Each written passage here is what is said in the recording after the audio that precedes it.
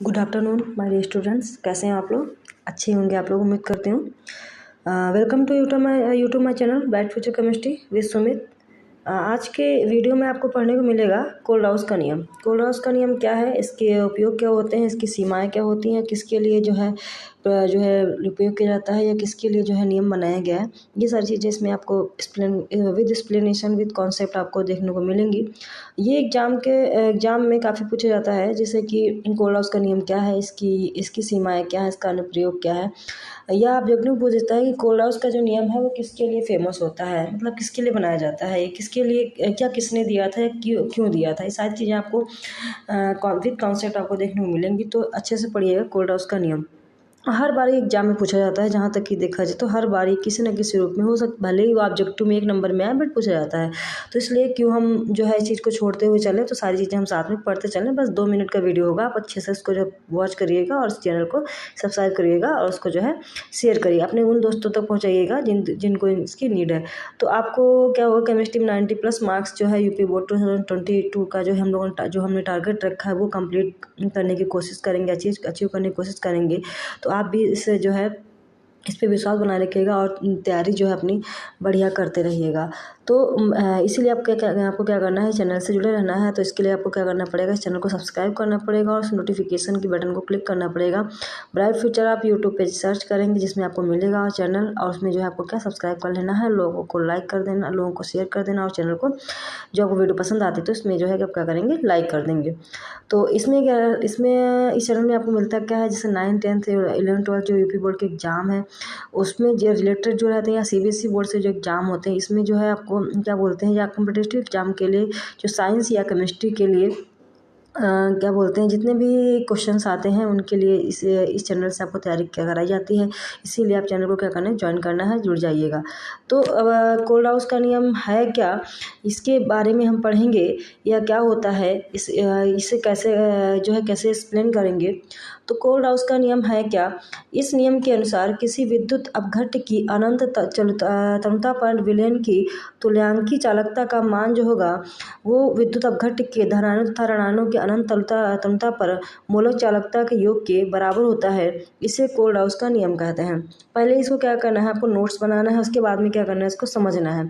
तो बोला है कोई भी विद्युत अपघट्य है, उसकी अगर हम अनंत तनुता पर डाइल्यूशन पे अगर उसकी तुल्यांकी चालकता का मान अगर निकालते हैं, तो इसका जो विद्युत अपघट्य का जो निगेटिव और पॉजिटिव चार्ज जो होगा उस पे उसकी अनंत तनुता पे अगर मूलक चालकता जो होगी वो उनके योग के बराबर होगी। किसके योग के बराबर होगी, जो आपके तुल्यांकी चालकता का जो मान था अनंत तनुता पर, जो विलयन की तुल्यांकी चालकता का जो मान था वो हमारे जो विद्युत अपघट्य विलयन है उनमें पॉजिटिव और ऋणायन के जो मूलक चालकता आएगी वो उनके योग के बराबर होगी। तो वो योग के बराबर होगी, इसे ही कोल्डहाउस का नियम कहते हैं। बहुत छोटी सी बात है, इसको ऐसे ही लिख देना है कि कोई भी सॉल्यूशन लेते हैं उसमें विद्युत अपघट्य की अनंत तनुता पर विलयन की तुल्यांकी जो चालकता का जो मान होता है वो हम किसी भी विद्युत अपघट्य के धनायन और ऋणायन के जो है मान को मूलक चालकता निकालते हैं तो उनके योग के बराबर होती है। Got it. इसे ही कोल्डहाउस का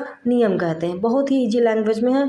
अब जैसे होता क्या है, जो आपका जैसे इसमें आप जो है क्या बोलते हैं, lambda m plus lambda m minus, तो यही जो है ये n प्लस और n माइनस है, ये क्या है आपके जो आवेश होते हैं, जो चार्ज होते हैं, नंबर ऑफ चार्ज जो होते हैं उनकी संख्या है। ठीक है। तो ऐसे हम ये आपका कोल्डहाउस का जो सूत्र होता है, फार्मूला होता है, उसको लिखना है।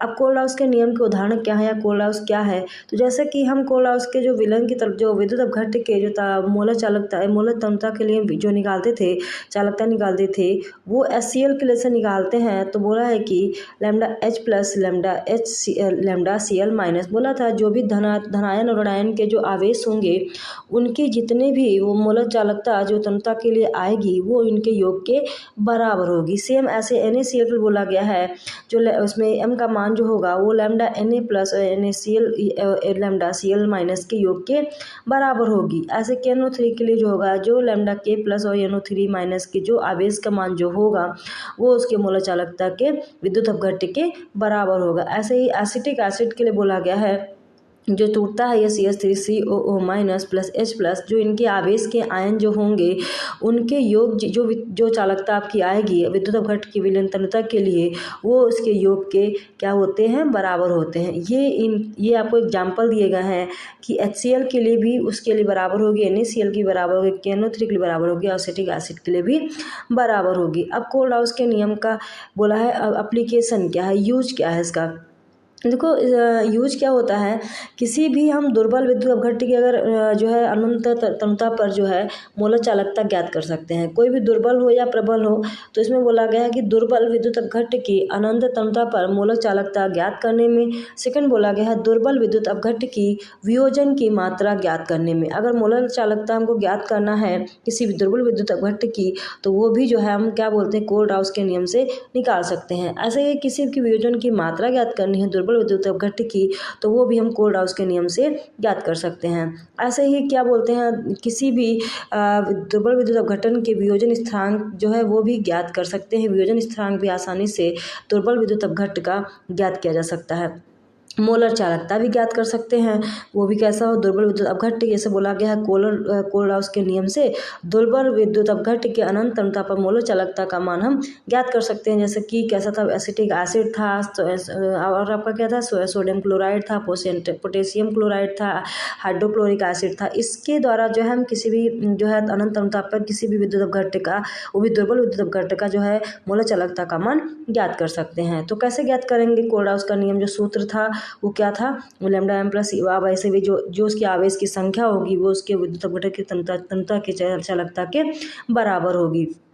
तो ऐसे बोला गया है, अतः इन सभी प्रबल विद्युत अपघट्ट में मोलर चालकता जो होगी, सेम ऐसे ही आप जो है NaCl, HCl और सोडियम एसीटेट के लिए भी ऐसे निकाल लेंगे। ऐसे अब दूसरा इसका उपयोग क्या होता है, वियोजन की मात्रा ज्ञात करने में। किसी भी कंपाउंड्स के लिए वो कितना वो जो है कितनी जल्दी वियोजित हो जाता है, कितनी जल्दी अपने अणु में टूट जाता है, उसको भी हम कोल्ड-हाउस के नियम से ज्ञात कर सकते हैं। तो बोला गया किसी सांद्रता पर वियोजन की मात्रा अगर A होती है, तो 1 अगर होती है तो ये इसके लिए फार्मूला बन जाएगा।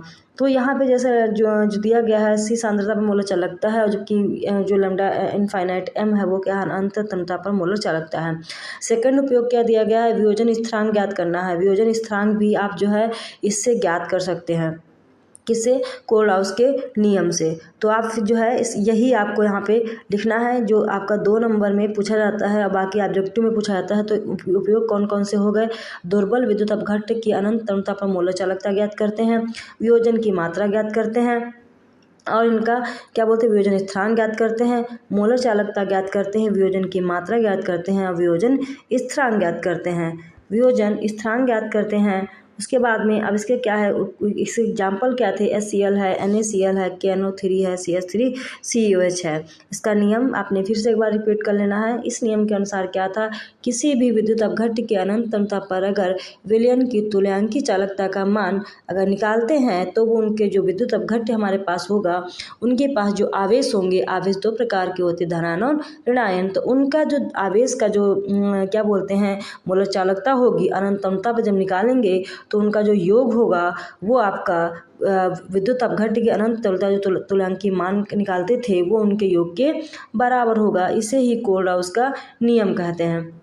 ये आपका था कोल्ड-हाउस का नियम इजी लैंग्वेज में। इसके लिए आपको क्या करना है, फिर हैंड रिटन नोट्स बना लेना है और फिर अच्छे से समझ के जाना है, क्योंकि ये चीज़ एग्जाम में पूछी जाने वाली है। और अगर आपको ये वीडियो पसंद आया है तो प्लीज़ वीडियो को लाइक कर दीजिएगा, शेयर कर दीजिएगा, सब्सक्राइब कर लीजिएगा। That's all, thank you, good bye.